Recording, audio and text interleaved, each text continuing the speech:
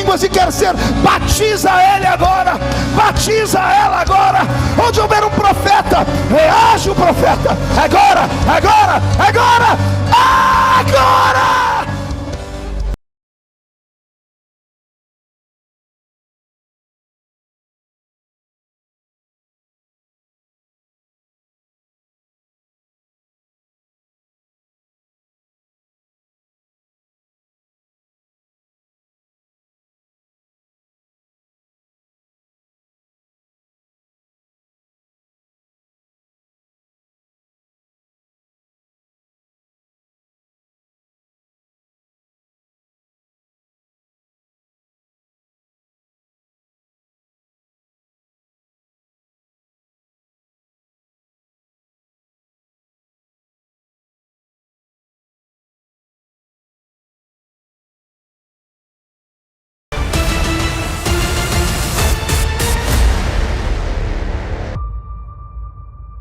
Abra sua Bíblia comigo no livro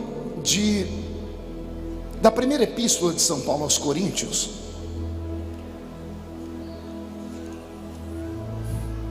Primeira epístola de São Paulo aos Coríntios, o capítulo é o de número 2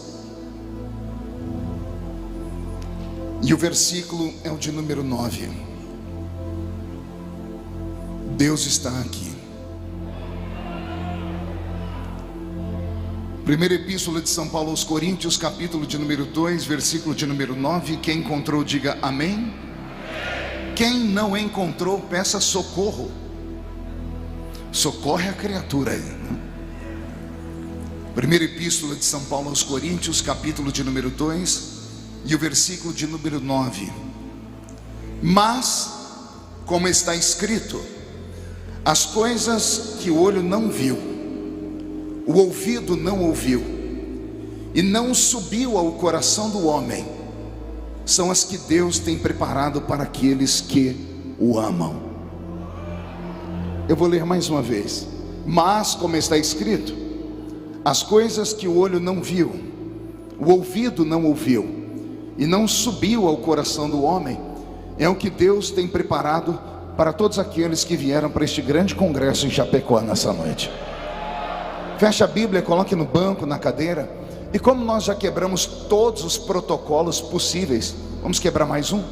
Pega na mão da criatura que está do seu lado. Isso. Aperte a mão dele ou dela com carinho, até eles falarem aleluia. Pentecostal que não faz barulho, está com defeito de fabricação, não é? Vamos orar? Pai, nós te exaltamos, nós te glorificamos, e nós entendemos que dentro de alguns minutos, e este ginásio ficará pequeno para o tamanho da glória que o Senhor vai mandar do alto dos céus. Os que vieram tristes começarão a saltar de alegria, os que vieram se arrastando não voltam para casa se arrastando, hoje voltarão voando nas asas de um novo tempo. E antes que eu comece a revelar os seus segredos, cerque este lugar com a sua glória, e num raio de 5 quilômetros, onde houver um demônio alojado, eu dou a esses demônios segundos para sumirem daqui, porque se não sumirem, serão queimados pelo poder da sua glória, que aqui será derramada.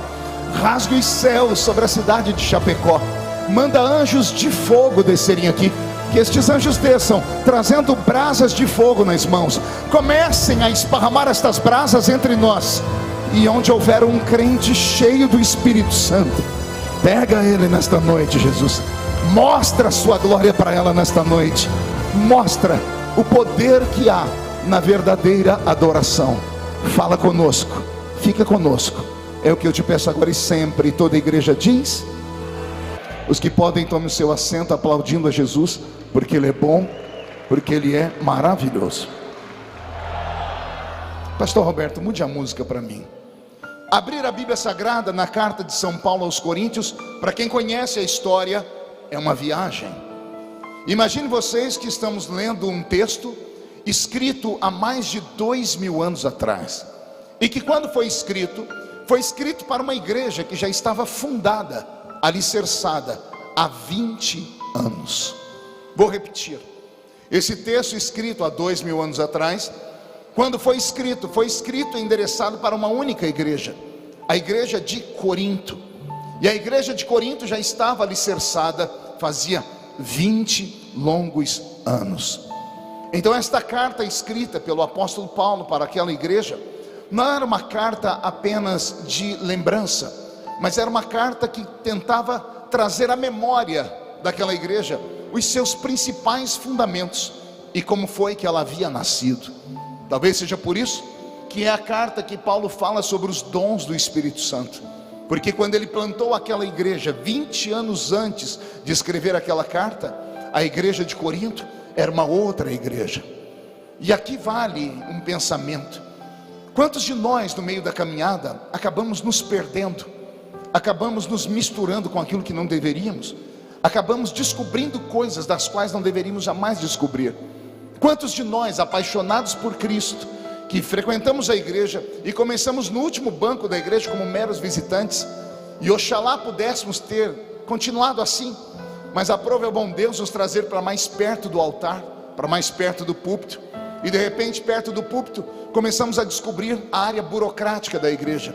E a burocracia da igreja, com todo respeito, ela rouba qualquer tipo de pureza, qualquer tipo de santidade, qualquer tipo de sensibilidade que um ser humano possa ter. Porque a igreja como instituição é como uma empresa, precisa ser administrada. E às vezes, para ser administrada como empresa, é preciso que o seu líder tenha pulso firme, é preciso brigar, é preciso investigar, é preciso saber se as coisas estão correndo direitinho. Porque a igreja como instituição, ela tem deveres e tem direitos para com o Estado, então ela precisa ser muito bem organizada. E enquanto nós apenas oramos, jejuamos e cantamos, vai tudo muito bem. Mas quando deixamos a prática da oração, do jejum de lado, e nos envolvemos com aquilo que nós chamamos de organização, somente aqueles que têm uma fé alicerçada em Cristo são capazes de permanecer com a chama do Espírito Santo acesa. É natural, depois de 5, 10, 15 anos em um ministério, aqueles mesmos crentes que um dia fumegaram, que operaram, que falaram em línguas, que profetizaram, que interpretaram línguas, que tiveram sonhos e visões, é natural, depois de 5, 10, 15, 20 anos, acabarem arrefecendo um pouco a sua fé. Eu não disse congelar, eu disse esfriar, porque com o passar do tempo, a nossa fé é posta à prova, e vai se cumprir na nossa vida aquilo que o sábio Salomão escreveu, que a esperança demorada, ela enfraquece o coração. Desde menino na igreja, de cada 10 pregações que eu ouvia, 11 eram sobre a volta de Cristo. De cada 5 louvores cantados em congressos ou mesmo na igreja, 6 falavam sobre o retorno do Mestre. A minha geração foi treinada para aguardar Jesus voltar. A minha geração acreditava que não era preciso nem estudar. Quantos amigos da minha infância trocaram ou trancaram a matrícula da faculdade porque o pastor pregou num culto: Jesus está voltando. E no afã de ver Jesus voltar, simplesmente abandonaram os seus sonhos seculares, e se envolveram de tal forma com a igreja, e de repente, ao invés de serem aplaudidos e encontraram um espaço no clero, encontraram pessoas que acabaram sentindo-se enciumadas e roubaram deles as chances, a oportunidade e os sonhos. E tais pessoas permanecem no nosso meio ainda, mas não fumegam mais, não falam mais em línguas, não interpretam mais as línguas estranhas, não tem mais sonhos e não tem mais visões. Geralmente, depois de tanto tempo assim, há um vício natural de ir à igreja. É por isso que às vezes o culto lá na sua congregação é extremamente pesado. Você vê a igreja cheia de pessoas, você começa a perguntar: onde é que está o problema? Porque tem muita gente aqui, mas o céu não abre. E eu já posso começar a explicar. Depois de muito tempo na igreja, quando você perde completamente a sensibilidade do Espírito, você se preocupa só em estar na igreja. E entrar na igreja, qualquer um entra. Quinta-feira agora eu estava pregando na cidade de Araçatuba, pastor Roberto estava comigo, e bem no meio do corredor da igreja tinha um cachorro. Um cachorro ficou o culto inteiro com a gente. E quando o povo dava glória a Deus, pensa num cachorro que uivava. Por um momento eu falei: esse cachorro é membro dessa igreja, porque ele fazia mais barulho do que as pessoas estavam me ouvindo pregar. E aí quando eu olhei para aquele cachorro, o Senhor me deu um estalo no espírito, e eu falei: amados, por que é que esse cachorro entrou na igreja? Alguns ficaram constrangidos, mas sempre tem um, mais espavitado, gritou bem alto: porque a porta da igreja estava aberta, pastor. Porque afinal de contas isso é uma piada. Por que o cachorro entrou na igreja? Porque a porta da igreja estava aberta. E aí Deus me deu a palavra, e eu disse: pois bem, aprendamos com esse cachorro. Ele não tem espírito, ele é só uma alma vivente. Ele não tem sabedoria, ele não sabe que o Criador dele está aqui. Ele não pode dar glórias a Deus, nem falar em línguas, mas ele está dentro da igreja. Por quê? Porque ele encontrou a porta da igreja aberta. Quantas pessoas conseguem entrar na igreja, mas não conseguem entrar no culto? A única igreja a qual nós, membros da igreja do século 21, damos valor é a igreja como organização. O que é a igreja organização? É aquela igreja onde você congrega, aquela instituição religiosa onde você vai. É aquela igreja que quando você chega perto dela, ela tem um templo lindo feito de alvenaria. As letras com o nome dela são garrafais, escritas bem na entrada do templo. Quando você entra dentro daquela igreja, você diz: tenho orgulho de congregar aqui. A minha igreja tem ar-condicionado, tem bancos almofadados, tem uma banda perfeita. A minha igreja tem uma orquestra simpática. A minha igreja tem departamentos, ela tem obra missionária. Estou vendo ali as bandeiras dos países. A nossa igreja como organização, ela tem CNPJ. A nossa igreja como organização, ela tem conta em banco, ela tem condições de atrair o poder público para cá. Agora há pouco tínhamos aqui a maior autoridade da cidade assistindo o culto conosco em respeito.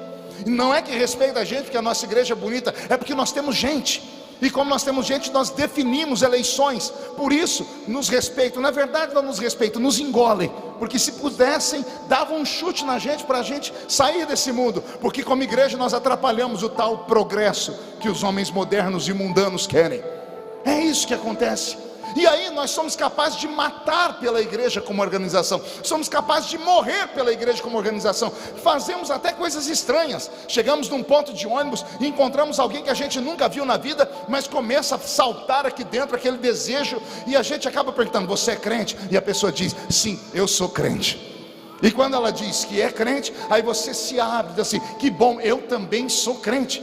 E aí o abraço, o sorriso, e daqui a pouco um pega na mão do outro e começa o problema. Pergunte por quê. Só falo se todo mundo perguntar. Que um vai cumprimentar o outro na forma do cumprimento da sua igreja: a paz do Senhor, e o outro vai dizer: a paz de Deus. Quando o outro escuta a paz de Deus, a mão que foi pega com tanta velocidade é solta na hora. E aí fecha o rosto. Um vai para um lado, o outro vai para o outro. E começa a dizer: ah, você é daquela igreja ali, né? Eu sou, graças a Deus, eu sou daquela outra ali. Quando é igreja da mesma nomenclatura, eu sou da Assembleia, a pessoa faz a segunda pergunta: qual é a convenção que você faz parte? E começa toda uma confusão sem tamanho, porque nós fomos doutrinados, ensinados, fizeram uma lavagem cerebral na nossa cabeça, para que a gente ficasse bitolado em placas. E esta não é a igreja verdadeira. Porque quando a trombeta do arrebatamento tocar, aquele templo pelo qual você morre e mata, não sobe. Aquela placa garrafal que tem lá, não sobe. Aquele CNPJ registrado em cartório, que dá direito a contas no banco, não sobe. Os instrumentos da banda não sobem. As instituições que nós organizamos, como o orfanato, como o hospital, parabéns, faça isso sempre. A igreja precisa fazer isso, mas nada disso sobe. Não sobe nenhum nome na nossa igreja. No arrebatamento não sobe a Assembleia de Deus, não sobe a Universal, não subirá a igreja metodista, não subirá a presbiteriana, não subirá a igreja Jesus foi ali, já volta. Não sobe. A igreja que vai subir não é a igreja organização, é a igreja organismo. Por quê? Porque o organismo respira, o organismo chora, o organismo canta, o organismo aplaude, o organismo dança, o organismo adora, o organismo se joga na presença de Deus. Esta é a verdadeira igreja. Mas quem é que está preocupada com o organismo? Principalmente se o organismo for pobre, principalmente se o organismo for alguém que não sabe ler nem escrever, principalmente se a pessoa como organismo for aquela que não tem um perfume importado como aquele que você usa, e quando senta do seu lado você se levanta e vai para outro lugar, e no final do culto usa a sua língua maior do que a minha gravata, para reunir com meia dúzia de almofadinhas da fé, para debochar dessas pessoas. É isso que acontece. Esta não é a igreja que Jesus vem buscar. A igreja que Jesus vem buscar é aquela que tem o seu ouvido afinado no diapasão do Espírito Santo. É aquela preparada, afogueada por dentro e por fora, e que quando escuta uma palavra como essa, ainda aguenta dar glória a Deus. O apóstolo São Paulo plantou a igreja mais poderosa do seu ministério na terceira maior cidade da Grécia, que era a cidade de Corinto. Diga comigo, Corinto. Meu sonho era pastorear uma igreja como a de Corinto. Imagine uma igreja onde todos os crentes eram cheios do Espírito Santo. Uma irmã deu glória a Deus, porque nós não demos glória a Deus porque a gente não conhece tal igreja. Mas eu vou falar, imagine uma igreja onde todos os crentes eram canelas de fogo.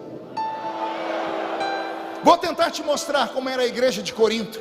Imagine uma igreja que para você entrar no culto lá na porta, você era obrigado a pegar uma senha. Pergunte para quê?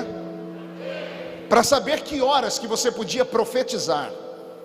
Não, pastor, essa igreja onde eu congrego é uma igreja extremamente organizada. Nada disso.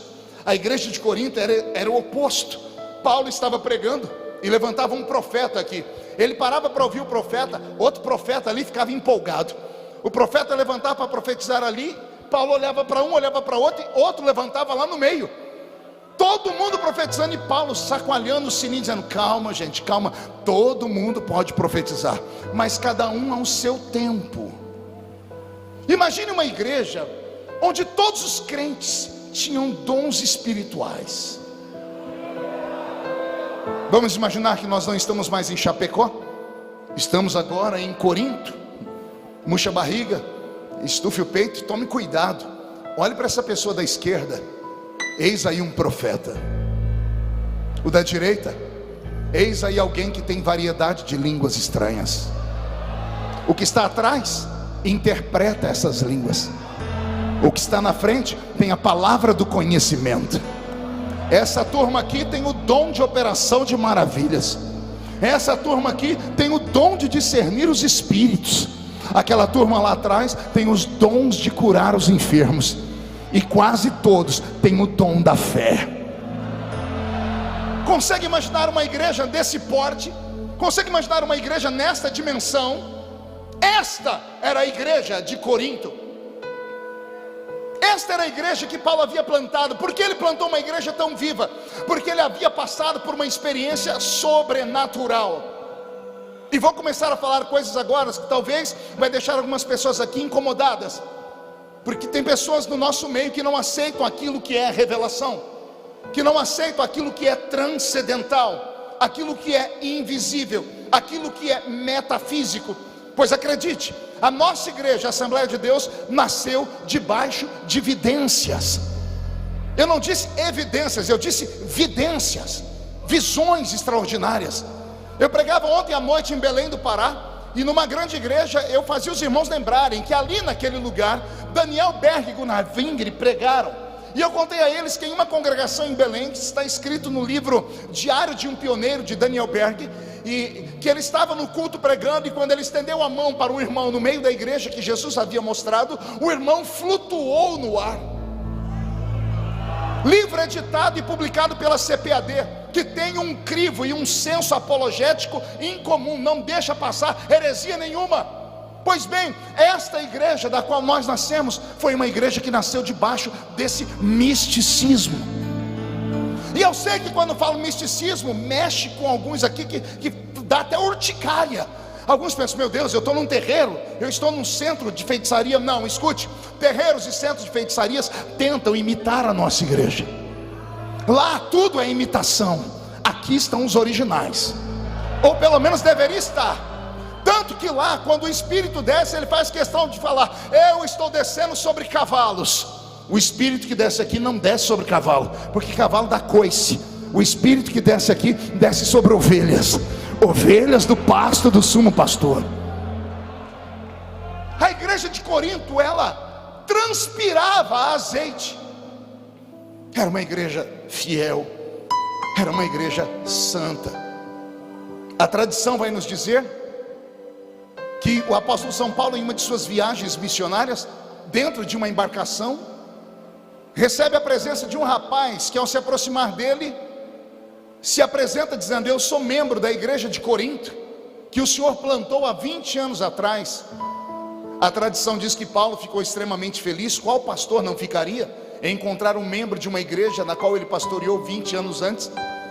E Paulo faz aquilo que qualquer pastor faria ao encontrar um membro de uma igreja na qual ele pastoreou. A tradição diz que Paulo pergunta ao rapaz: como está a igreja de Corinto? E o rapaz, empolgado, começa a responder: a igreja está bem, construímos um sem número de templos e temos uma sede gigantesca, a igreja cresceu. O velho Paulo, diz a tradição, que com o rosto sereno pergunta ao rapaz: você ainda não entendeu, eu estou perguntando como está a igreja de Corinto. O rapaz, desconcertado, pensa e diz: agora eu entendi a pergunta. Perdoe, apóstolo. A igreja construiu orfanatos, ela cuida dos órfãos e das viúvas. A igreja construiu hospitais, a igreja está ajudando a sociedade. E o velho Paulo não se empolga. Ele olha para o rapaz e continua dizendo: você ainda não entendeu a minha pergunta. Eu estou perguntando como está a igreja de Corinto, aquela que eu plantei e ensinei. Eu quero saber se os dons ainda operam dentro dela. Eu quero saber se o diabo ainda tem medo de chegar na porta da igreja, ou se ele já colocou o trono dele lá dentro. Eu quero saber se os crentes ainda andam em oração, em jejum e em profunda vigília. Eu abro um parênteses para falar com vocês. Eu ando meio saudosista. Reverendo Johnson, God bless you, sir. Eu ando meio saudosista. Dia desses eu passei perto da igrejinha onde eu aceitei Jesus como Salvador. Eu parei o meu carro, fiquei olhando para aquela igreja, e por uns 20 minutos eu deixei a minha mente me levar, e eu consegui voltar nos cultos de 30 anos atrás. Posso confessar para vocês, me deu uma saudade. Saudade de uma época que não tínhamos o ouro e prata, mas tínhamos o levanta e anda. Saudades de uma época que nós não tínhamos um templo de Salomão, mas nunca nos faltou a essência do cenáculo. Saudades de ouvir os meus heróis pregando, Wagner, de ouvir o velho Ovídio Ramos, meu herói da fé, analfa de pai, beta de mãe, 2 dentes na boca só, o zagueiro e o atacante. Ia ler a Bíblia, lia tudo errado. Vamos ler aqui no livro de Êxodo, vamos ler no livro de Genésio. Eu ia para o culto quando menino para ver o irmão Vídeo, não para sentir Jesus, era só para rir dele. Menino não vale muita coisa, mas era aquele velho que Jesus usava para me incendiar. Eu me lembro que um culto que ele chegou esbaforido no culto, o olho dele esbugalhado, e ele disse: Jesus falou comigo nessa tarde enquanto eu orava, que hoje ele vai levantar alguém aqui, e esse alguém ele vai levantar na mesma unção do profeta Albuquerque. Levantou a irmã Maria de Paulo e perguntou: que profeta é esse, irmão Vídeo? De que país ele é? Ele diz: vai ler a Bíblia, mulher, é um profeta Albuquerque da Bíblia. E ela diz: mas não tem Albuquerque na Bíblia não? Ele diz: tem. O Albuquerque da Bíblia falou assim, ó: aviva a sua obra, Senhor, no meio dos anos. No meio dos anos a notifica, na ira lembra-te da misericórdia. Ele estava falando do profeta Abacuque. E ele sempre que terminava de falar, ele pegava aquela mão gigantesca dele, erguia para o céu, agarrava a Bíblia toda rasgada aqui no peito. Ele olhava para o céu e dizia: eu não sei falar bonito, viu gente, mas eu sei falar 4 coisas que ninguém nunca vai tirar de mim. Primeiro é que o meu Jesus salva. Segundo é que ele cura.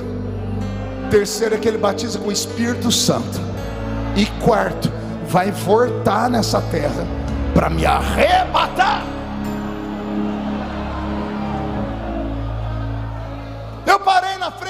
igreja e me lembrei dos nossos cultos, como fomos ensinados.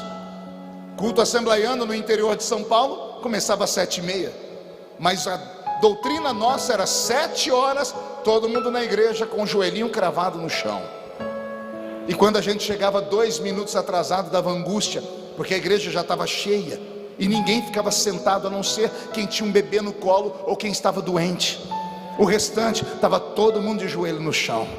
Ninguém ficava com o celular na mão, ninguém ficava vendendo carro, ninguém ficava falando da vida dos outros, ninguém queria saber se o time tinha feito gol ou não tinha feito gol. Estava todo mundo ajoelhado. E detalhe, não era nessas cadeiras bonitas e confortáveis, era aqueles velhos bancos. Dia desse eu estava pregando na minha igreja, onde eu pastoreio. Me deu uma angústia, eu falei, amanhã eu vou botar fogo em todas essas cadeiras aí, eu vou trazer banco de madeira de volta. Porque depois que a gente colocou ar-condicionado na igreja, as cadeiras ficaram almofadadas, nós demos conforto para os crentes morreram no banco. Tem culto que parece que eu não estou pregando para a igreja, parece que eu estou pregando para pessoas que fizeram aquele seriado The Walking Dead. Mortos que caminham, zumbis, os olhos estão abertos, mas não enxergam mais nada, não são mudos, mas não conseguem adorar Jesus mais, não tiveram AVC, mas a mão não levanta para o céu nem se pagar, não são paralíticos, mas os seus pés não podem mais dançar na igreja do Senhor. Pastor, o senhor está rememorando. Vou rememorar mais. Eu me lembro que quando chegava 7h02 era um problema, porque o crente de antigamente, ele ficava tanto tempo na igreja, que ele comprava o lugar dele na igreja. Você chegava e dizia assim, irmão, esse lugar aí é meu, ó. Deve ser os dízimos que a gente dava, porque todo mundo tomava conta. E eu sempre orava entre 2 brasas de fogo. Tinha 2 amigos, nós tínhamos um trio de oração, e às vezes eu chegava atrasado, o trio já estava lá, e eles respeitavam, deixavam o meu espacinho no meio. Eu chegava, pulava eles, o medo de esbarrar e atrapalhar a comunhão. E quando eu ficava bem no meio dos dois, eu ia me ajoelhando e olhava o banco, e o banco estava molhado já, ou de lágrima ou de cuspe, porque pentecostal gritava. Depois era só passar a mão assim e limpava. A gente não tinha esse nojinho. A nossa geração não era Nutella, era uma geração raiz, era uma geração poderosa. E aí eu dobrava o meu joelho e começava a orar, e o fogo pegava daqui e dali, a glória de Deus descia. E eu tinha um reloginho digital igual aquele do Bolsonaro. Já tentei arrancar aquilo do braço dele, não tem quem tira, né? Igual aquele reloginho dele. E eu ficava olhando para o relógio. Quando dava 7h29, eu quase flutuava. Quer perguntar o porquê? Só falo se todo mundo perguntar. Porque eu já tinha chegado antes e vi o meu pastor no púlpito. E o meu pastor começava o culto diferente de todo mundo. Os presbíteros pegavam o sininho, chacoalhavam e diziam amém. Todo mundo levantava. Outros diziam, vamos ficar em pé, vai começar o culto. O meu pastor não. Embora ele fosse um homem muito duro, porque ele era um baiano bravo, ele era um baiano sem pescoço. Tem 2 tipos de baiano na Bahia, com pescoço e sem. O baiano sem pescoço é aquele que a cabeça dele encontra com o tronco. Se você vê uma pessoa assim, cuidado com ela. É brava, a pessoa é brava. Mas ele era um homem santo, e ele não começava o culto com um sininho, ele não começava o culto gritando, falando vai começar o culto. Ele começava o culto cantando. E ele cantava um louvor que era assim, ó: em fervente oração tens o meu coração, na presença de Deus derramar, mas só podes fluir o que estás a seguir, quando tudo deixares o altar.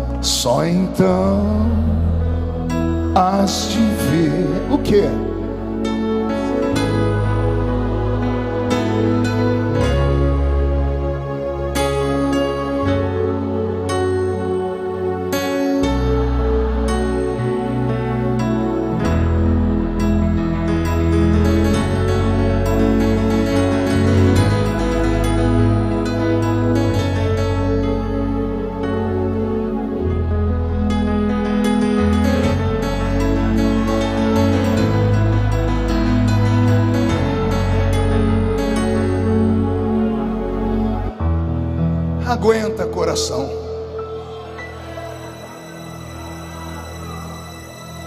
Quando Paulo pergunta àquele rapaz: como está a igreja? E o rapaz não consegue entender a pergunta. Paulo precisa trazê-lo de volta à realidade, falar o que é a igreja de verdade. E quando Paulo fala para ele o que é a igreja de verdade, esse moço, entendendo, começa a contar tudo o que está acontecendo na igreja de Corinto. E pasme, senhoras e senhores, uma igreja que nasceu debaixo de fogo 20 anos atrás, uma igreja que viu os dons operarem 20 anos atrás, estava vivendo um cataclisma espiritual, um vazio, uma frieza, uma falta de ânimo. A igreja estava apática. A igreja havia aberto concessões para erros e pecados. No capítulo 5, Paulo vai dar uma repreensão para aquela igreja que me falta fôlego, porque ele perde a paciência ao ponto de dizer que aquele pecador que estava dentro da igreja de Corinto, acobertado pelo ministério por todos, deveria ser expulso dali, para que o corpo dele fosse entregue na mão do próprio diabo. Já leu isso? Capítulo 5. É sabido que há entre vós uma espécie de pecado, que nem entre os ímpios tem nome. Um moço da igreja estava dormindo com a mulher do pai dele. Isso se chama incesto. Se chamaria se ele fosse filho biológico. O pai era viúvo ou divorciado. O rapaz não dormia com a sua mãe de sangue, dormia com a nova mulher do seu pai. Não tem nome esse tipo de pecado. Quando você começa a vasculhar os conhecimentos, como eu fiz para tentar entender o que estava acontecendo, vasculhei, encontrei livros daquela época que diziam que esta família que tinha esse tipo de pecado era a família que tinha o maior dízimo daquela igreja, e por isso ninguém tratava o erro. Um medo de perder o maior contribuinte da igreja de Corinto. O pecado permaneceu, mas o espírito foi embora. A pombinha do Espírito Santo foi voar em outro lugar. Eu não sei vocês, mas eu sinto falta daquele fogo. Não desse fogo moderno de agora, que vem pela instrumentalidade dos instrumentos, pela parafernália de sons misturados. Não pela performance de alguém de altar, que além de ser ungido para o altar, é também um artista. A geração mais nova nem quer ouvir mais pastores, quer ouvir coachings. A geração mais nova nem quer mais ouvir pregação. A pregação tem que ser mensagem de autoajuda. A pessoa está lá em frangalhos, diz: não, eu vou na igreja para ver se alguma coisa alivia o meu coração. Eu nunca entrei numa igreja, não fui ensinado a entrar na igreja para aliviar coração. Fui ensinado a entrar na igreja para mudar a minha vida, para conhecer Jesus. Estão pregando um Jesus para as pessoas que não carregam a cruz. Um Jesus que é dono do ouro, é dono da prata. Um Jesus que resolve problema de casamento. Um Jesus que cura todo tipo de doença. Um Jesus que é colocado em um menu, como se você fosse servir dentro da igreja uma comida, como se a igreja fosse um restaurante. E é por isso que cada esquina tem uma igreja, porque cada um tem um menu diferente. Aí o crente escolhe onde quer ir. Deixa eu ver onde eu vou congregar nesse domingo. Não, hoje eu vou ali porque tem alguém que vai falar assim, ali vai ter alguém que vai falar assado. Eu não venho à igreja em busca de autoajuda. Se você quer ouvir autoajuda, não venha na Assembleia de Deus. Quer ouvir autoajuda? Vá numa banca de revista e compre o último livro do Dr. Taniguchi, o último livro do Daí Ribeiro, o último livro do Augusto Cury. Você vai ficar emotivo, vai ver as palavras massagear o seu coração. Quando entrar pelas portas de uma igreja evangélica de verdade, se prepare para ser confrontado. Se prepare para ver o seu espírito ser ativado. Sabe aquela abstinência que você tem de celular? Quando seu celular vai acabando a bateria e você chega num lugar e fica procurando duas coisas, Wi-Fi e uma tomada. Igreja tem que ser mais ou menos assim. Você está descarregado lá fora, a semana inteira no trabalho, a semana inteira na escola, a semana inteira comendo lixo tóxico de internet. Aí quando você entra na igreja, tem que entrar desesperado, não em busca de Wi-Fi, mas em busca da glória que está ali dentro, e uma tomada para recarregar a bateria. Crente pentecostal que não fala em línguas, crente pentecostal que não dá glória a Deus, crente pentecostal que não conhece a palavra aleluia, nem hosanas, que não levanta a mão para o céu, que passa o culto inteiro olhando para o pregador de braço cruzado. Eu não sei o que é que você está pensando. Igreja não é teatro, igreja não é cinema. No cinema você escolhe o que quer assistir, aqui você não escolhe o que quer ouvir, aqui você ouve o que Deus quer que você ouça. É por isso que esta igreja em Chapecó está aqui há 70 anos. Quantas outras igrejas nasceram nesses 70 anos e fecharam as portas aqui? Por que fecharam as portas? Porque apresentaram um evangelho raso, apresentaram uma palavra mecânica, apresentaram uma fórmula mágica que dá o resultado na hora. Comida fast food, comida feita em 5 minutos. Ah, meu Deus, eu jovenzinho fui pregar no estado do Paraná uns 30 anos atrás. Entrei na casa de um irmão depois de um culto, desesperado de fome. E quando abriu a porta do apartamento, eu funguei para sentir o cheiro da comida. Não tinha cheiro de nada. E eu falei, desesperado, falei, irmão, nós não vamos ter comida? Vai, já sai. Mas que comida é essa que sai? Não, minha mulher comprou um aparelho aí que você vai ver, é uma mágica. Foi a primeira vez que eu vi o tal do micro-ondas. E era um micro-ondas gigante. A mulher dele abriu o congelador, pegou um negócio assim, ela falou, o senhor vai ver que coisa, o que é a tecnologia. Ela descobriu aquele negócio todo congelado, botou dentro daquele micro-ondas que parecia uma televisão, apertou uns botões, acendeu uma luz, começou a fazer um barulho e a rodar. Daqui a pouco, 2, 3 minutos, um cheiro de comida invadiu o apartamento, um cheiro de lasanha. Eu falei, é hoje que eu me acabo aqui. Eu fiquei na frente daquele negócio vendo, porque eu nunca tinha visto. Quando ela tirou lá de dentro do micro-ondas e colocou na mesa, estava bonito, por cima estava corado, as bordas estavam até queimadas. Quando ela enfiou a faca e colocou um pedaço no meu prato, no meio tinha uma pedra de gelo. Por fora, queimadinho, tinha cara de comida, tinha cheiro de comida, mas por dentro estava uma porcaria. Entendedores entenderão. Chega de comer comida enlatada. Chega de comer comida feita às pressas. Em 5 minutos você vai chegar lá, você vai conseguir, você vai atravessar, você vai voar, você vai fazer, você vai. Chega, não é só, nós não podemos viver só disso. Nós temos que ser confrontados com a verdade. Eu enterrei um filho, e quando eu enterrei um filho, todos os profetas de alegria não puderam me explicar porque meu filho estava morto dentro de um caixão. Pelo contrário, foram atrás da minha mulher para saber se ela não tinha algum pecado escondido, para saber por que Jesus tinha levado meu filho embora. Nós não podemos viver num mundo de fantasias. Eu não posso entrar dentro da igreja apenas para saber como ser um bom cidadão, embora a igreja seja uma organização social, e se puder ensinar os casais, amém. Se puder ensinar as crianças, amém. Se puder ensinar aos jovens, dar um caminho para que eles se desenvolvam profissionalmente, amém. Mas essa não é a nossa prioridade. A nossa prioridade é ver você ser revestido de poder. A nossa prioridade é te dar aqui um norte, uma direção para você vencer o seu pior inimigo. E o seu pior inimigo não está sentado do seu lado, não é o pastor da sua igreja, não é aquele patrão que você diz ser, não. O seu pior inimigo é invisível, ele é sórdido, ele é inteligente, ele é uma criatura milenar. Ele derrubou o primeiro homem que passou por esse mundo. Ele derrubou homens como Davi. Ele fez Abraão pecar. Ele fez com que Salomão se ajoelhasse diante dos ídolos das suas 700 mulheres e das suas 300 concubinas. Essa criatura milenar não tem medo de homem. Ele não te respeita por causa do seu tempo de igreja. Ele não te respeita porque você é poliglota, porque você escreveu um livro. Ele não te respeita porque você é pastor, evangelista ou quarto membro da Trindade. Ele só respeita crente cheio do Espírito Santo. Vou repetir, ele só respeita crente possuído pelo Espírito Santo. Então, se você é batizado com o Espírito Santo e não fala em línguas, está perdendo um tempo sem saber. Porque quem fala em línguas não fala a homens, fala direto a Deus. Os dons do Espírito Santo têm que ser manifestos aqui. O mundo lá fora está cansado de verborragia. O mundo lá fora está cansado de pessoas que falam e não veem acontecer aquilo que eles falam. Os homens estão cansados de promessas vazias.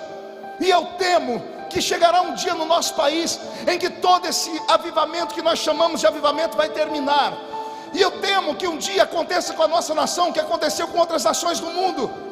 Eu estava em Amsterdã pregando, passei pelo centro de Amsterdã, e lá estava uma catedral linda. Eu li sobre ela em livros, e eu falei para o pastor: vamos entrar ali que eu quero tirar uma foto ali dentro. Nasceu ali um grande avivamento. E o pastor desconcertado, dizendo: não vamos não. Eu falei: por que não? Ele disse: porque não é mais igreja.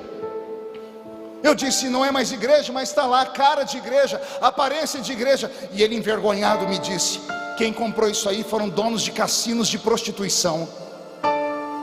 A igreja faliu, não teve condições de pagar o imposto do templo.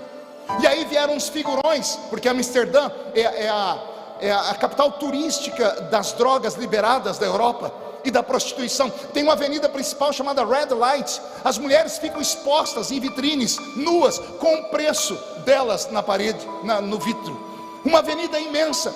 E esta igreja ficava bem no início, onde nascia Red Light. E eu falei: o que é ali agora? Ele disse: é um prostíbulo. Eu falei: por quê? Mas tem aparência de igreja. Ele disse: fizeram isso de maldade, deixaram a aparência, e lá dentro é um prostíbulo, no lugar onde nasceu um dos maiores avivamentos da história. Eu tenho medo que isso aconteça, porque se não fizermos alguma coisa agora, nós não teremos amanhã. Eu falo com temor e tremor. Eu amo estar aqui nos 70 anos dessa Assembleia de Deus em Chapecó, e eu fico imaginando quantos santos homens e mulheres de Deus passaram por aqui, e só chegou a esse tamanho de igreja por causa dos dons do Espírito Santo apresentados a nós há 20, 30, 40 anos atrás. Mas eu pergunto a todos que estão aqui: lembre, qual foi a última vez que você viu a manifestação de um dom do Espírito Santo? Tente lembrar. Qual foi a última vez que você viu alguém interpretar línguas estranhas? O que aconteceu? Era mentira? Será que fomos enganados? Será que tudo que eu ouvi quando criança era mentira? Era conversa fiada? Era coisa de gente fanática? Ou nós nos perdemos? Ou nós nos separamos? Ou nós vivemos num mundo progressista, e ao invés de sermos aqui o freio, o contrapeso, estamos nos deixando levar. E aí as pessoas vêm para a igreja frias e saem vazias, entram na igreja vazias e saem da igreja ocas. Vêm à igreja porque não tem um lugar melhor para ir, morreram espiritualmente. É dura esta palavra, mas se ela estiver doendo dentro de você, é sinal que Deus ainda te ama muito. Porque se ela te incomoda é porque você ainda está vivo. E se você está vivo, ainda há esperança. Ainda há esperança. Eu quero acreditar que nesta noite Deus pode nos coroar aqui com algo divino. Não com uma mera emoção que a gente vai pular, gritar, e antes de entrar no carro já vamos perder tudo. Porque é nesse tempo que estamos vivendo. E se eu estiver falando demais, pode me corrigir. Tem pessoas que estão aqui dentro agora, acreditem, vieram, marcaram encontros de outras cidades ou de congregações. Não vem a hora do culto acabar, porque a palavra dada à mãe e ao pai é que vão a uma sorveteria, mas irão direto para um motel, porque não há mais temor. O mundo abraçou a causa que nós chamamos de relatividade. Tudo agora é relativo. Os nossos filhos aprendendo nessas universidades marxistas, aprendendo pela internet a tal da hipergraça, porque agora não tem mais só a graça, agora tem a mega graça, tem a blaster graça, é a graça acima da graça, é a graça que diz assim: não importa como você veio, pode vir e ficar como está. Uma vez salvo, salvo para sempre. Isso está enchendo a cabeça dos nossos filhos. Eu tenho filhas na universidade. De vez em quando tenho altas brigas, discussões altas, para tentar trazê-las de volta e explicar para elas que a palavra do Senhor não muda, que o Espírito do Senhor não muda, que a igreja não muda, que nós não temos que correr atrás do mundo, é o mundo que tem que correr atrás de nós. Nós não temos que querer parecer o mundo, é o mundo que tem que ser parecido conosco. Foi assim que eu aprendi. Aí as pessoas perguntam: pastor, como faço para o meu filho? Como eu faço para voltar a isso? A receita é antiga. Não existe nada de novo. É arrependimento, é contrição, é choro, é reconhecimento, é você parar e dizer assim: eu preciso mudar, eu preciso mudar. Deus está aqui, e enquanto eu prego, Ele caminha entre vocês, e Ele busca os castiçais acesos, porque cada um de nós é um castiçal, mas alguns perderam a sua lâmpada, alguns apagaram a sua glória, para alguns nem santidade existe mais. O Senhor te trouxe nesta festa, neste domingo, não para falar de doutrina para você, porque você já é doutrinado, mas o Senhor está te chamando para um concerto. O Senhor está falando com você sobre vergonha na cara. O Senhor está falando com você que você precisa voltar a ser cheio do Espírito Santo, que a história entre você e Deus ainda não acabaram, porque existem coisas que você ainda não viu, que você vai ver. Existem coisas que você ainda não ouviu, e você vai ouvir. Existem coisas que você ainda não sentiu, e você vai sentir, porque é isso que Deus tem preparado para aqueles que o amam. Alguém acredita nessas loucuras de pregador? Então por 30 segundos adore ao Senhor. Por 30 segundos fale com Ele. Pergunte a Ele se o que esse pregador fala é verdade ou é mentira. E se for verdade, deixe Ele ativar o seu espírito nessa noite. Quando esta reunião terminar e você atravessar os portões deste ambiente, você voltará para casa de uma maneira tão diferente, que vão perguntar para você amanhã: você viu um passarinho verde? Você vai dizer: não, foi uma pombinha de fogo. Foi o Espírito Santo que voltou a operar, o vento voltou a soprar. Eu tenho batizados com o Espírito Santo aqui, eu tenho crentes que ainda falam em línguas. Será que a gente consegue um coral de línguas estranhas aqui? Será que a gente consegue meia dúzia de crentes malucos que podem romper com o céu de bronze? Então comece a buscar, porque o céu quer desabar sobre nós. Está na hora do Brasil ser sacudido pelo maior avivamento da história. E o maior avivamento só vai acontecer se você, catarinense, se você, assembleiano, que está comemorando 70 anos desse ministério, pedir a Deus: visita-nos como o Senhor visitou os nossos pais, visita-nos como o Senhor visitou os nossos avós. Que o Espírito que entrou nesta cidade e trouxe a salvação sopre sobre este lugar agora, e onde houver alguém batizado com o Espírito Santo, que essa pessoa seja possuída pela glória do Senhor.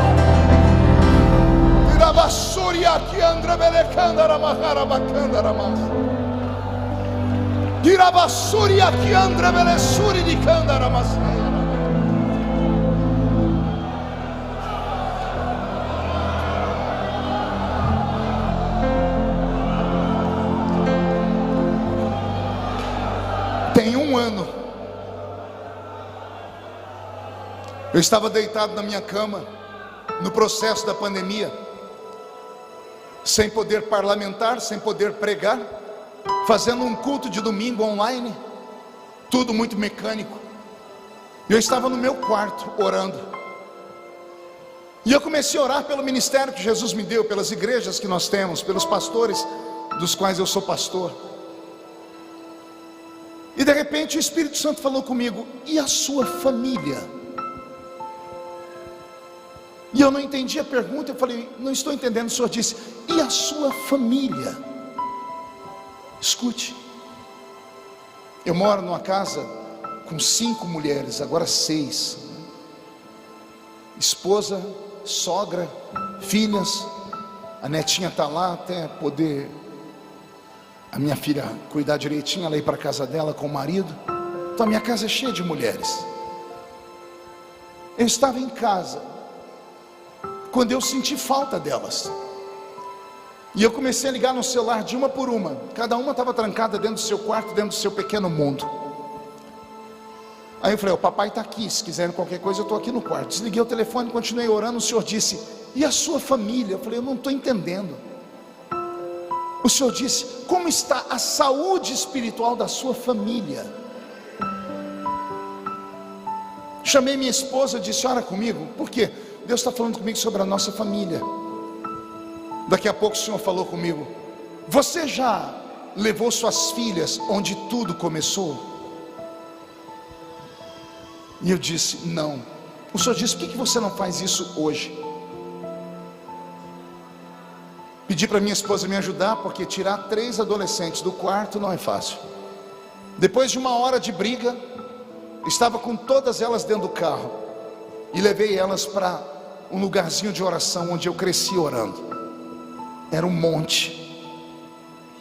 no meio do mato, uma clareira com uns banquinhos de madeira.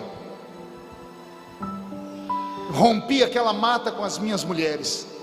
Quando eu cheguei naquela clareira, antes de orar com elas, eu disse: aqui nesse canto eu venci tal luta.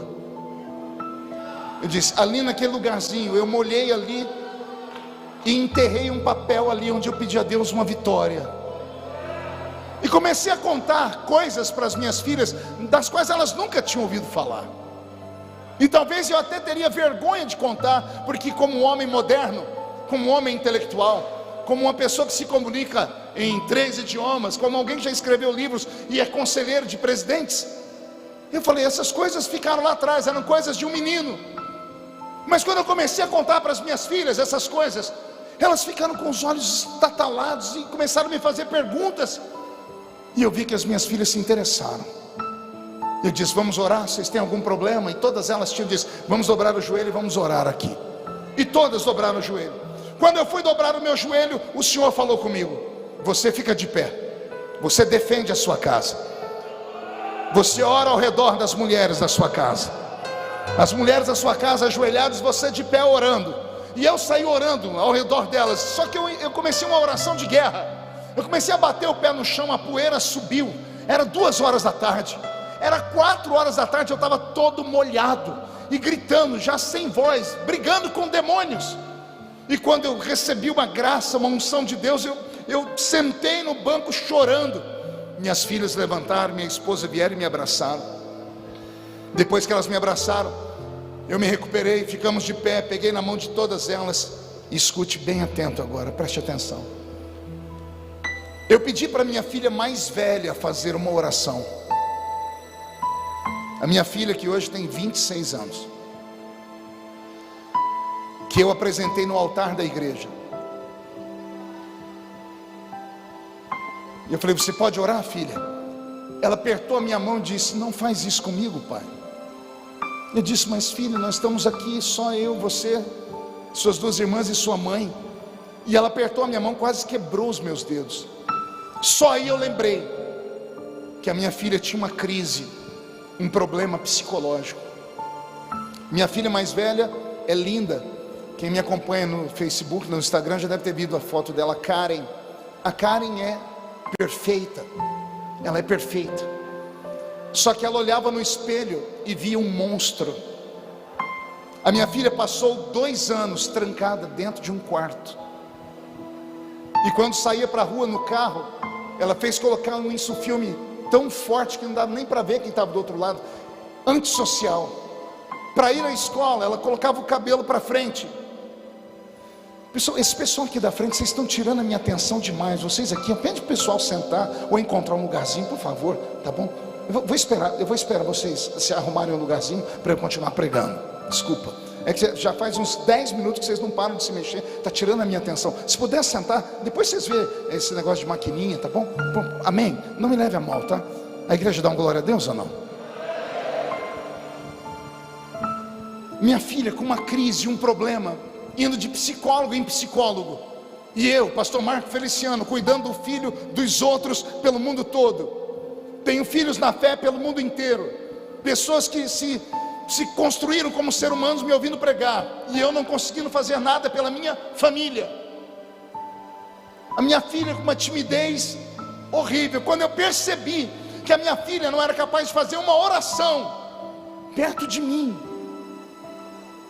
eu descobri que eu fracassei. Eu fracassei como pai. Eu preguei no mundo inteiro. Eu levei pessoas aos pés da cruz. e deixei a minha maior igreja, que é a minha família, isolada e sozinha. Me deu uma angústia, uma tristeza, que eu segurei ela e disse assim: eu te ajudo a orar. Não era para pregar, gente, não era para citar versículos da Bíblia, era para fazer uma oração.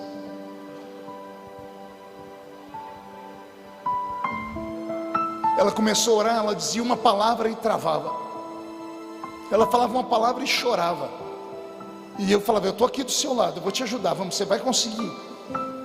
Uma oração de 2 minutos parecia uma eternidade, e eu falando: Deus, a minha filha não consegue fazer uma oração. De repente o Senhor nos cercou, eu senti o céu descer, algo aconteceu com ela. Ela apertou a minha mão e ela deu um grito. Eu nunca tinha ouvido a minha filha gritar, mas ela deu um grito, só que o grito dela me derrubou, porque ela gritou assim: Deus do meu pai. Ela não gritou Deus de Abraão, ela não chamou o Deus de Isaac, nem o Deus de Jacó. Ela disse: Deus do meu pai, me dá 1% do que o meu pai tem. Eu caí nos pés dela, eu agarrei as pernas dela chorando. Eu disse: não, o meu Deus não vai te dar 1%, Ele vai te dar o dobro, Ele vai te dar mais do que eu tenho, porque Ele pode. Por que eu estou contando essa história para vocês? Porque nesses últimos dias estamos perdendo a nossa sensibilidade, estamos perdendo a nossa identidade. Queremos ganhar as almas lá fora, estamos perdendo as almas aqui dentro. Estamos pregando para pessoas que já não têm mais vida, pessoas que não têm mais esperança, pessoas que precisam de um choque, precisam de um chacoalhão, pessoas que não podem sair daqui do jeito que entraram, pessoas que estão em coma espiritual e precisam nesta noite voltar à vida. E se existe alguém que acredita nessas loucuras, nessas palavras proféticas, e se lembra do versículo que eu li, pode pedir a Deus que se cumpra na sua vida isso, Deus vai cumprir.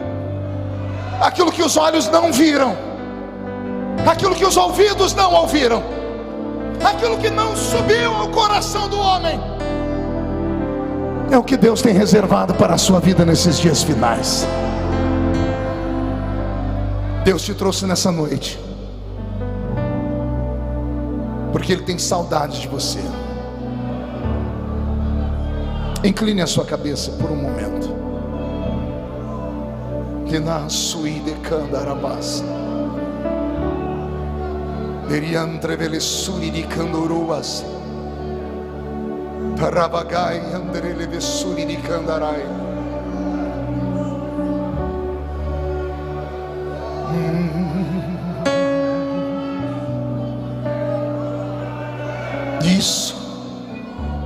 Isso. Vem, sai da caverna, agarra o diabo pelo chifre nessa noite. Não aceite nada menos do que a presença de Deus nesta noite.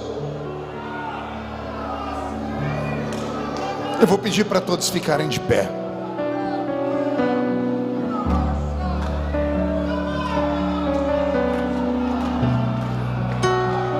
Eu vou fazer um convite nessa noite. Feche os olhos. Será que tem alguém aqui que tem coragem de dizer: eu preciso de um avivamento? Alguém que tenha coragem de admitir: eu já fui mais crente. Alguém que tenha coragem de falar: eu perdi os dons. Alguém que tenha coragem de falar: eu quero de volta tudo que é meu. Você teria coragem de sair do seu lugar e vir aqui? Pode parecer uma caminhada dura, mas será uma caminhada que vai mudar a sua história. Se puder ficar de pé, caberá mais pessoas. Tem um texto da Bíblia que nesses últimos dias mexe muito comigo. Eu olho para Moisés na frente daquela sarça e vejo ele recebendo toda a vitamina que ele precisava para encarar Faraó. Ele chegou ali para se matar no alto do monte. Ninguém pastoreia ovelhas no alto da montanha em Midian, lá não tem relva. Ele levou as ovelhas do sogro dele lá para cima para dar cabo da vida dele. Ele tinha 80 anos. E aí Deus mostra a glória dele na sarça. Ele ainda não acredita muito. Aí Deus fala com ele: tira as alpacas dos pés. Ele ainda está em dúvida. Aí Deus fala com ele: põe a mão no peito. Ele tira a mão, está leprosa. Ele coloca a mão, fica limpa. Ele ainda não está muito acreditando. Aí Deus diz para ele: joga essa vara no chão, e ela vira uma cobra. Aí Moisés entendeu que Deus estava avivando ele. Foi por causa disso que ele encarou Faraó. Ele arrancou o povo do Egito. 20 anos depois. Quantos anos depois? 20 anos depois. Moisés acorda de manhã. Ele vê Israel dormindo na península do Sinai. A noite anterior, Miriam e Arão quiseram tomar o ministério dele. A família queria tomar o ministério dele. A semana inteira o povo brigou com ele por causa de comida, por causa de água. Era para ele falar com a rocha, ele bateu na rocha, ele se descontrolou. Ele subiu na montanha, entrou dentro da tenda e disse: Deus, eu preciso de um despertamento. Eu estou perdendo a minha fé. E o que você quer, Moisés? Eu quero ver a sua glória. Mas eu já te mostrei a minha glória lá na sarça. Eu preciso ver de novo. Ou eu vejo, ou eu abandono tudo.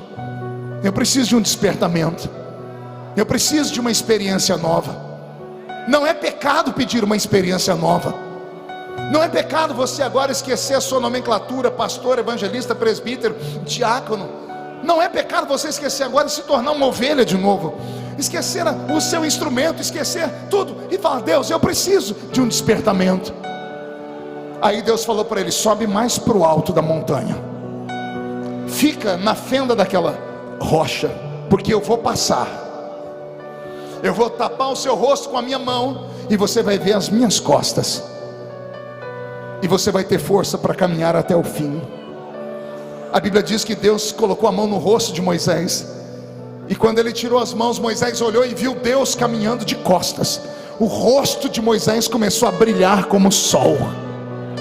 A glória de Deus invadiu o homem, e ele arrastou Israel mais 20 anos até a entrada da terra prometida. Eu preciso de um avivamento nessa noite. Eu preciso que esse avivamento me mostre que tudo que eu tenho passado, Deus está nele. Eu não posso ficar vivendo uma vida dizendo: o diabo está metendo a mão na minha vida, está me fazendo sofrer a troco de nada. Não, Deus tem que falar comigo que Ele está cuidando de mim. Ele tem que falar que pelo menos essa luta Ele mandou ou Ele permitiu, porque aí eu vou ter força para caminhar. Quer caminhar, Moisés? Pega na mão de quem está do seu lado. Tem caminhadas que não dá para ir sozinha. Pegue na mão de quem está do seu lado. Não fique sozinho agora não. Isso, vai para perto de alguém.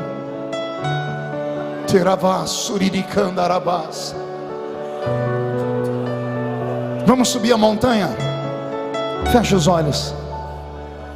Vamos subir a montanha, Roberto. Na porta da casa mais simples, que o anjo da morte não entra.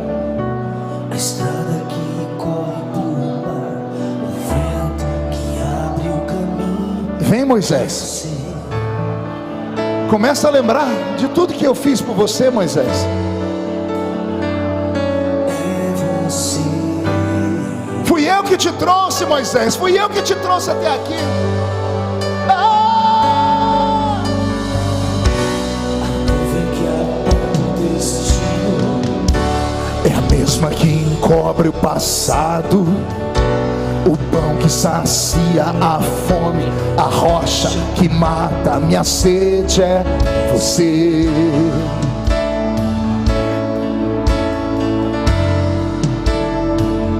É você.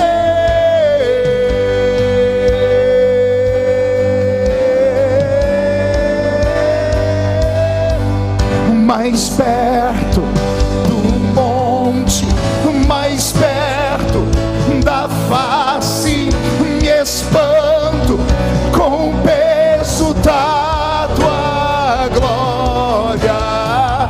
Mais perto da glória, mais perto da morte, e o medo quer me parar.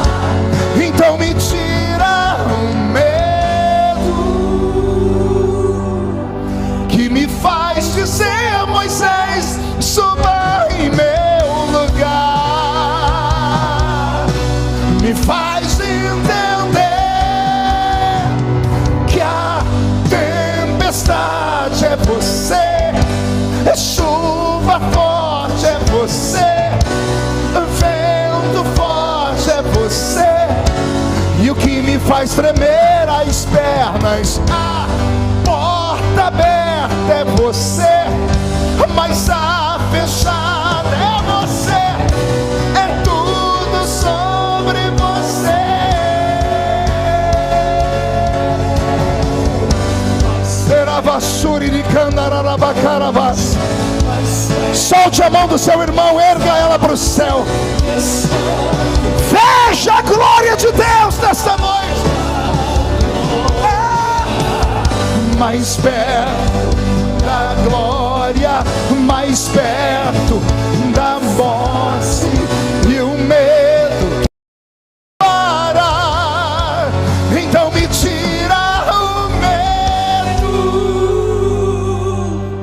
que me faz dizer: Moisés, suba em meu lugar. Me faz entender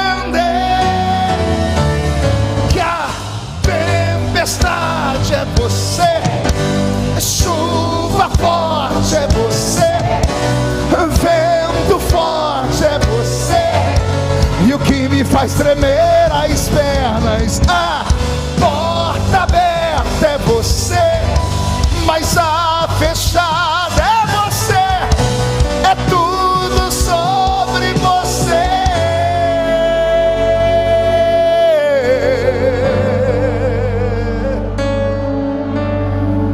Virai André Belessuri aqui ando com Barabás. Elohim Telomandre Belessuri de Candarabahácias.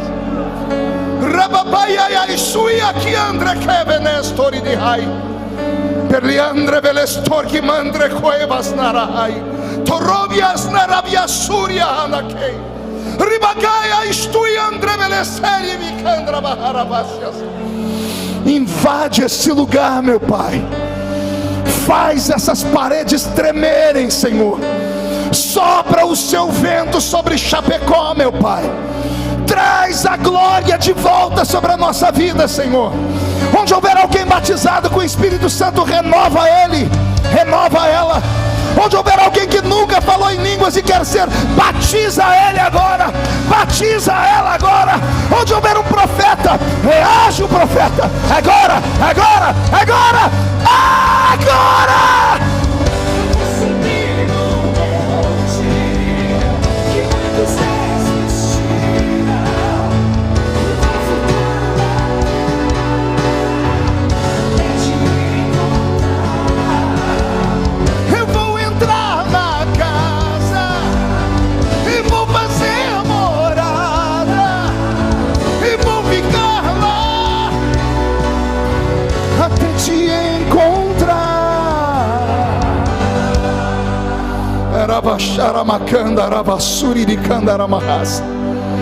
Traz o céu sobre nós, meu Pai. Os homens e mulheres que vieram à frente desse altar, rasgue sobre eles a sua glória e devolve tudo que foi perdido no meio da caminhada. Devolve a fé, devolve a esperança, devolve a alegria, devolve os dons. Levanta o profeta, levanta o pregador, levanta, Senhor, o cantor.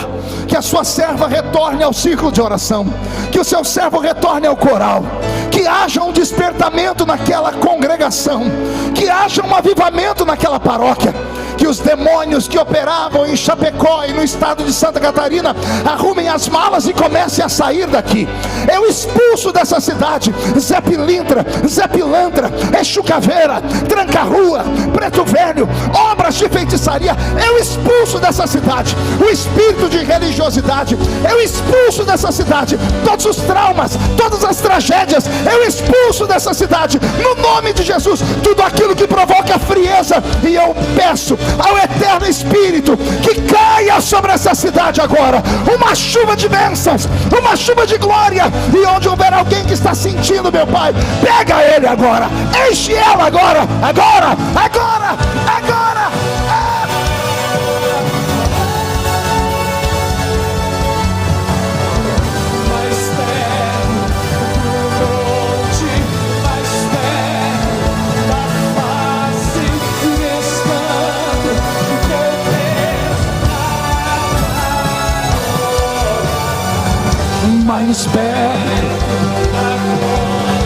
Mais perto, e o medo quer me parar, então me tira o medo que me faz dizer: Moisés, suba em meu lugar, me faz entender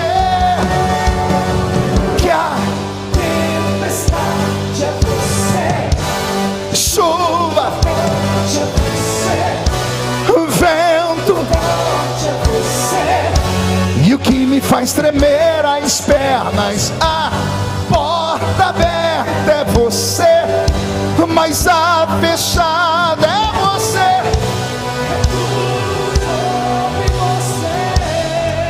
De olhos fechados, mão direita erguida bem alta,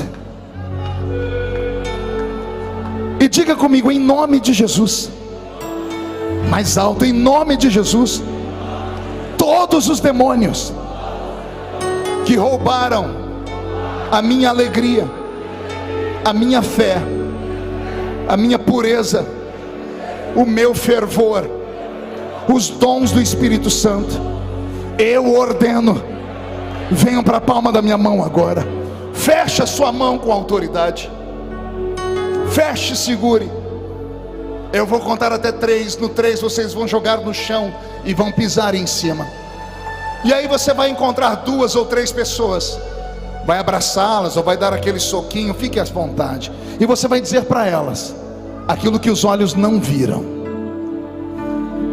aquilo que os ouvidos não ouviram, aquilo que não subiu ao coração do homem, é o que Deus tem reservado para Chapecó, nessa reta final da igreja na terra.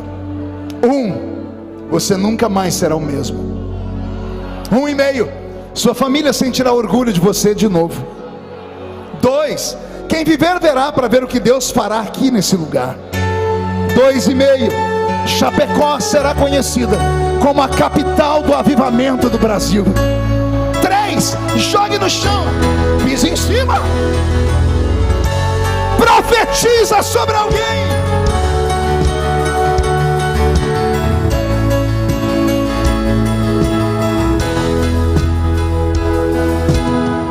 Tu és a minha luz, a minha salvação, e a ti me renderei. Se ao teu lado estou, seguro em tuas mãos, eu nada temerei. Cante.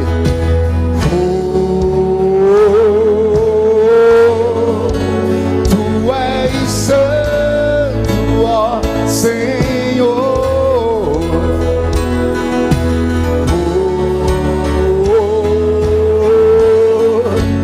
Tu és digno de louvor.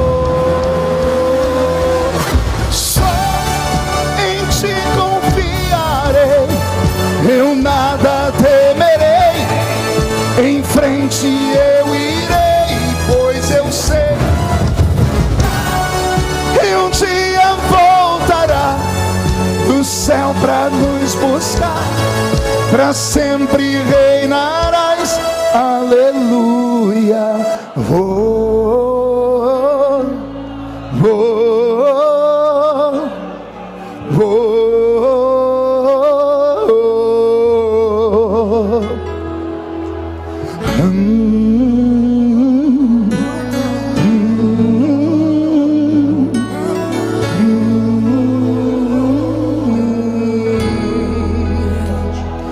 Vem Jesus,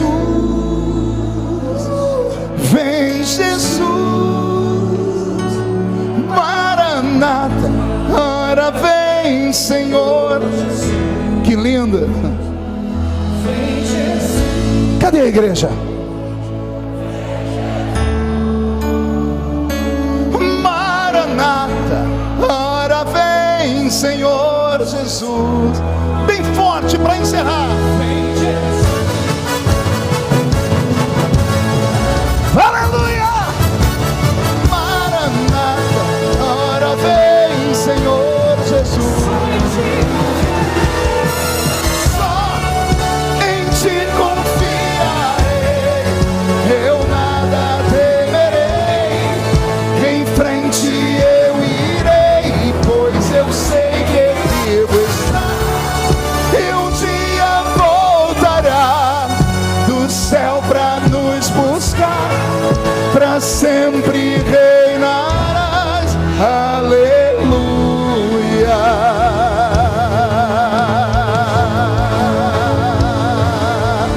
Quem pode aplaudir?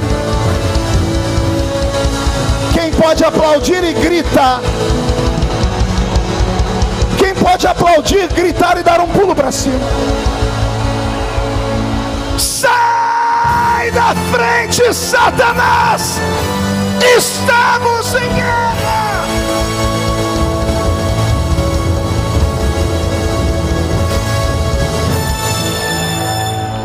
Amém? Murcha a barriga e estufe o peito. E olhe nos olhos dessa criatura do seu lado. Se não tiver vermelho, enfie o dedo no olho deles. Diga: é tempo de despertar. Amém? Abra só um corredor aqui para mim, por favor. Isso. Pode profetizar, profeta, fique à vontade. Só abra um corredor aqui para mim. Vou pedir à igreja que feche os olhos. Eu quero conversar com você agora, que há muito tempo não toma a Santa Ceia,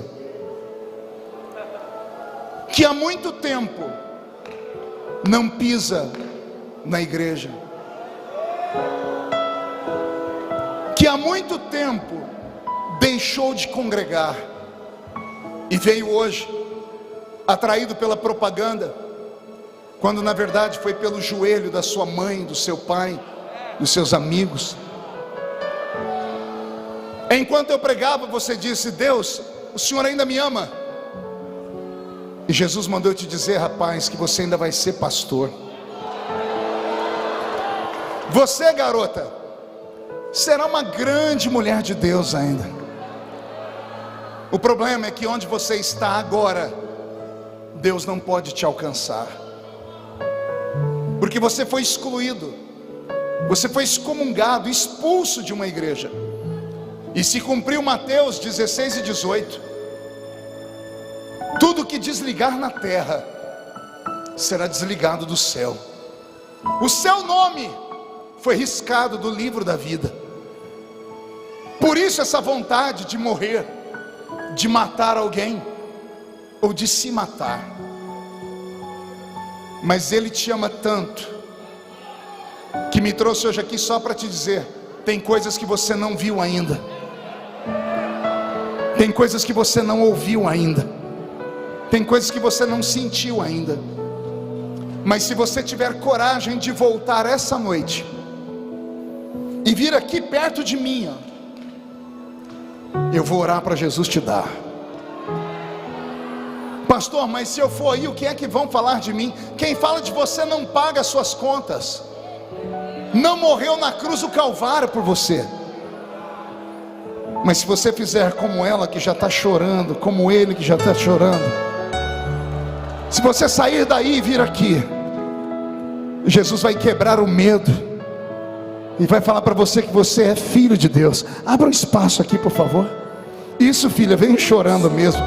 Se você está vendo alguém vir, não deixa a pessoa vir sozinha não. Ela está desesperada, cadê alguém para vir com ela? Eu sou filho de Deus, eu não sou mais o escravo do medo, eu sou um filho de Deus. Gente, abre o espaço para as pessoas virem. Eu não sou mais o escravo do medo, eu sou um filho de Deus. Eu não sou mais o escravo do medo, eu sou filho de Deus. Gente, eu estou tendo duas visões. Uma é boa e a outra é ruim. A boa é que as pessoas estão vindo aos montes, e a ruim é que já tem gente indo embora. Espera só mais 5 minutos. Abre o caminho, deixa as pessoas virem, traz elas mais para perto. Traz mais para perto. Isso. A igreja está em silêncio, mas o céu está fazendo festa. Enquanto os meus irmãos estão voltando, será que tem alguém no nosso meio que não é evangélico? Eu não acredito que ficou alguém que não é evangélico aqui. Mas será que tem alguém que não é evangélico e não entendeu nada do que eu falei, mas sentiu tudo? Seu corpo está arrepiado, você está com vontade de chorar e está perguntando: o que é isso? Você não vive falando que o dia que Jesus te tocar você vem? É Jesus te chamando, vem. Entrega a sua vida para Jesus agora. Entrega a sua vida para Jesus de Nazaré e Ele vai mudar a sua história. A igreja trabalha como evangelista. Olhe do seu lado, vê se não tem ninguém aí. Tenha coragem de pelo menos falar. Você não quer ir lá? Não quer ir lá na frente para receber uma oração? Não quer ir lá na frente para aceitar Jesus como seu Salvador? Mais alguém? A porta vai fechar. Tem mais gente vindo? Então vem, traz a pessoa, vem com ela. Tem gente vindo lá de fora, oh meu Deus. Cadê a igreja orando?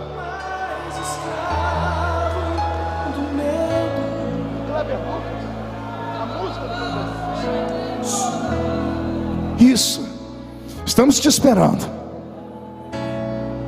Meu Deus, as pessoas estão em prantos.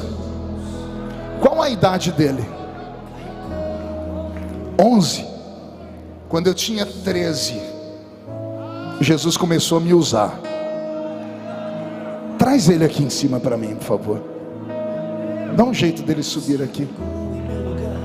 Estou te esperando, vem. As pessoas estão vindo pelo corredor. A igreja tinha que estar virando. A igreja tinha que estar explodindo agora.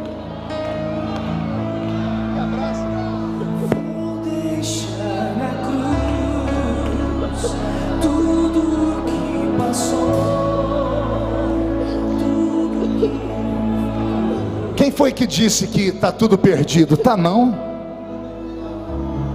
A minha geração começa a se encurvar, mas vem outra. E vai ser uma geração avivada. Vai ser uma geração moderna. Só não será mundana. Vai ser uma geração para frente. Só não vai deixar Jesus para trás. Virá um tempo de avivamento sobre o nosso país. Mais alguém está vindo? A igreja estenda as mãos para cá. Pai, assim como eu oro por esse garoto, eu estendo esta palavra de profecia sobre todos os que vieram à frente do altar. São dezenas de pessoas aos prantos, que estão voltando aos pés da cruz, que estão quebrando todo o laço, todo o vínculo com as trevas, que estão voltando para o Santo dos Santos, porque quem já pisou no Santo dos Santos em outro lugar não consegue viver. Eu profetizo que os que voltaram e são batizados com o Espírito Santo, que sejam renovados agora.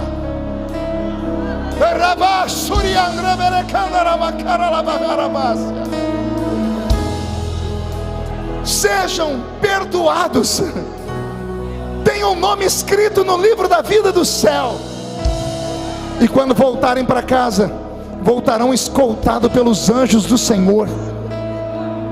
E depois desta noite, quem viver verá, para ver o que Deus está fazendo nesse lugar. E toda a igreja diz: alguém invade aqui, dá um abraço neles para mim, dá um abraço neles. Canta, Roberto.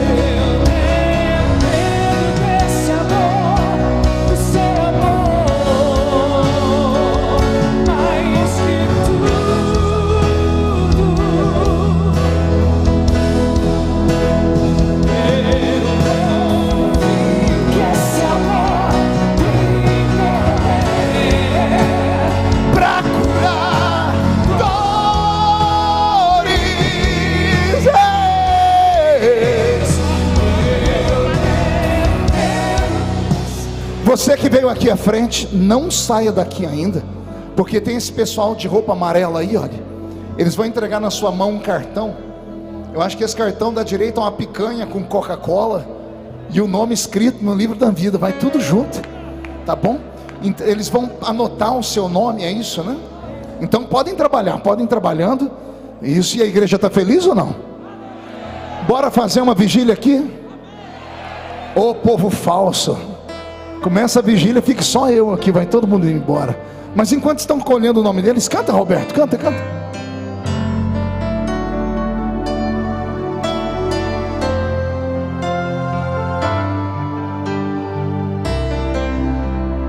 Só eles cantam isso.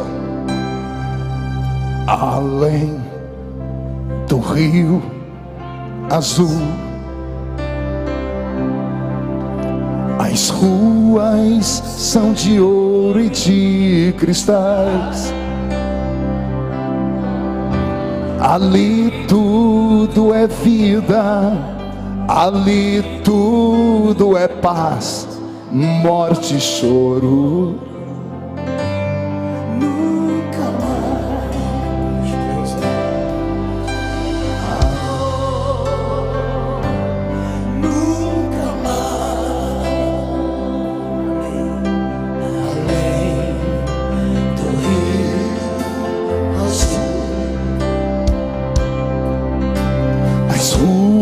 São de ouro e de cristais.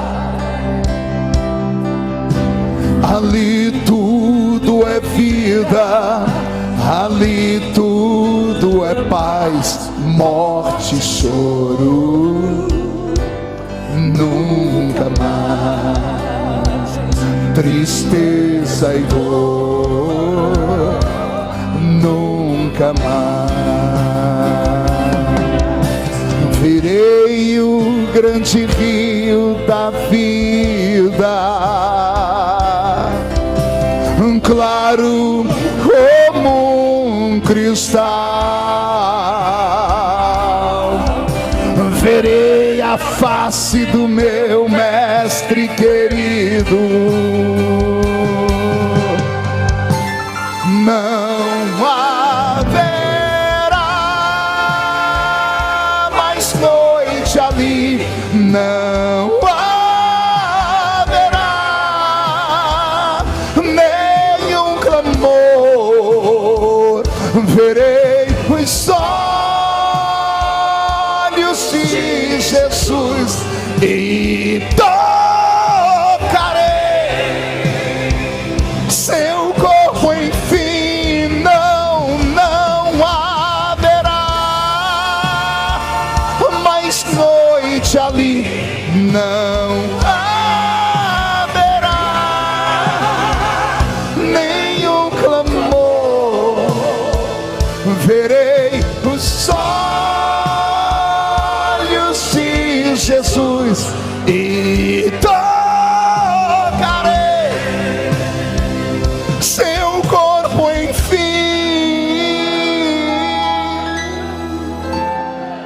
as nações andarão à sua luz, e as portas jamais se fecharão. A cidade é de ouro puro, de jaspe é seu muro, além do rio azul.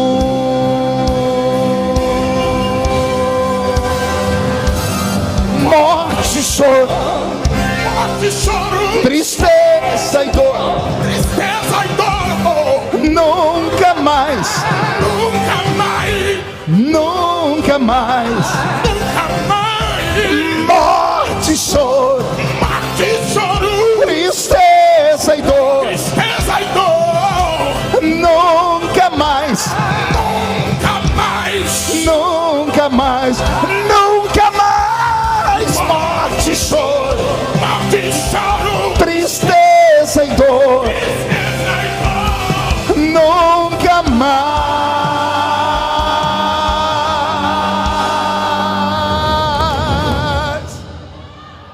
Além do rio azul.